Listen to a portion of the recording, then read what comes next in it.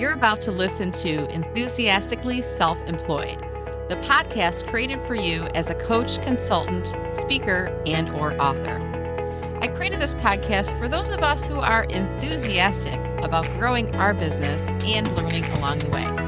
My name is Brenda Meller, and I'm your host.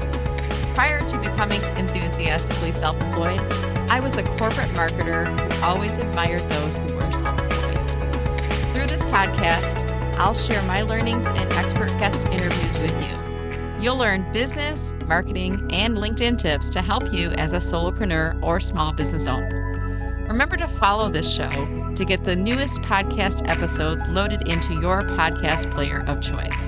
Now let's get started. Welcome back to the podcast. As I'm recording today's episode, it is Wednesday, July 8th, 2026, and we're in the middle of the summer. I don't know about you, but summer tends to be a little bit lighter for my business, which is great because you have more time to enjoy the summer. But I don't know about you, but I actually find that I'm more productive when my schedule is a bit tighter. So when I have a little bit of extra time, I find that sometimes I just don't have that same motivation to get things done. So what I'd like to talk about in today's episode are two techniques that I use to help with productivity. And maybe this will inspire you to think about similar techniques as well. Now, the first technique that I use is my to-do list. And I purchased a full focus planner a while back. There are seasons of my business and of my life that I actually use the full focus planner for how it was designed. When I got the newest one, I actually did fill out my annual goals and all that good stuff. But then life got busy and I reverted back to really just using it as a notebook that I use to jot down my to-do list. Now, I like to do my to-do list once a week, usually on a Monday morning. And the first thing I do is, without even looking at what I had on my to-do list the week previous, I just, top of mind, what are the things that I know are a priority for this week that I need to get done. And I found at one point that my list kept getting longer and longer. And as I completed what I could think of top to mind, and then I flipped over to the previous week and added things to the list, it started getting longer and longer, and it started to feel really overwhelming. And there were weeks at a time where I wouldn't do any updates to the list other than to cross things off as they were finished, but it felt really overwhelming, even just insurmountable looking at the list. So now what I do is I started doing the left side of my notebook paper, right side of my notebook paper. And then the right side, I start with my ongoing retainer clients. I have a few of these right now where I'm doing LinkedIn page management, and they are paying me a monthly fee to create content, to create the content calendar, to create the post, to obtain approvals. I do a report card for them every month. And this is money that helps to stabilize my income. So I want to make sure I'm taking really good care of these clients. They're the base of my business right now. So those go at the top of the list.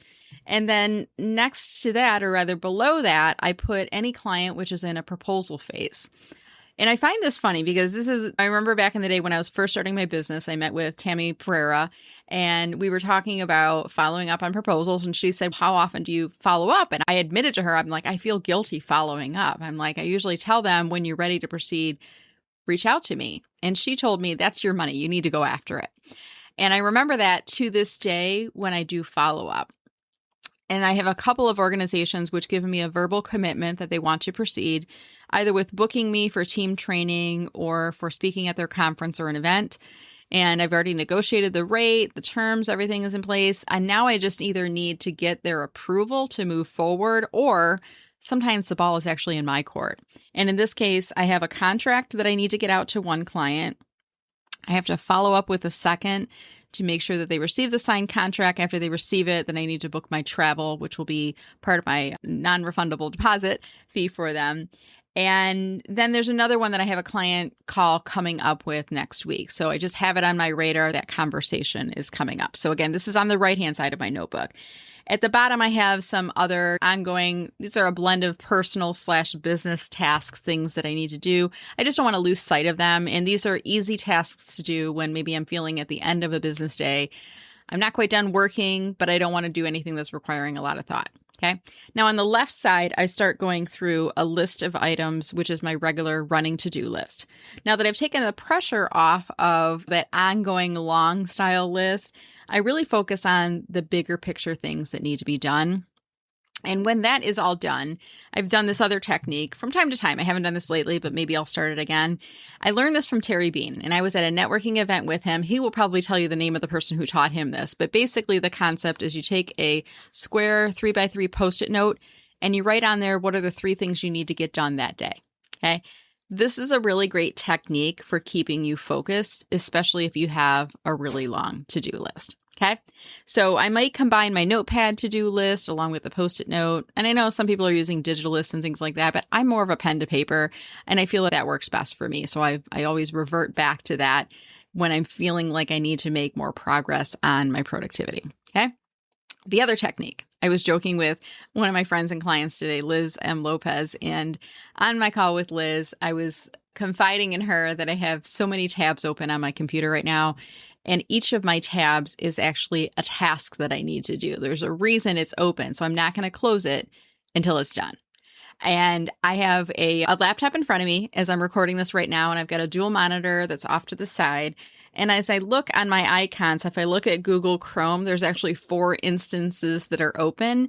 And within each of those 4 instances, I'm just mousing around right now. 2 of them have 5 tabs open. Another one has about 15 to 20 tabs open.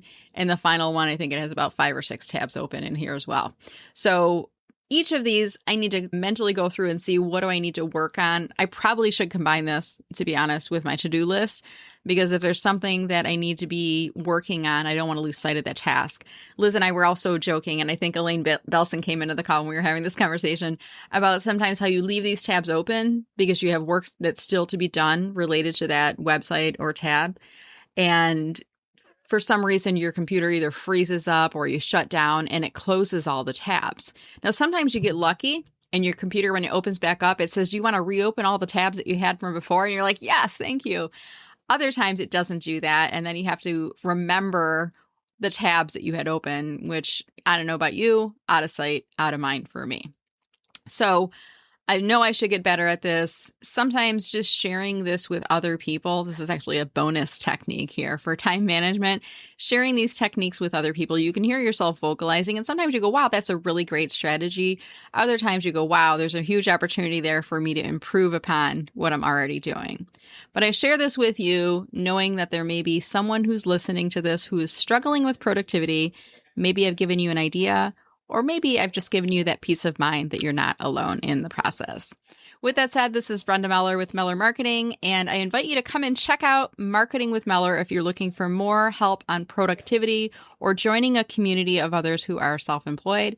Check out the link in show notes. Go to mellermarketing.com/join. Thanks for listening and have a great day. Hey, if you're looking to learn more about marketing techniques to help to shape your business, whether you're self-employed or maybe you're a small business owner and just need to brush up on some different areas of marketing, I'm here to help you. I come from a corporate marketing background and I'm always weaving in really great marketing techniques into my business, and I like to teach those techniques to you. Join Marketing with Meller by going to mellermarketing.com/join. You can join for just $67 per month. What are you waiting for? Join today. mellermarketing.com/join.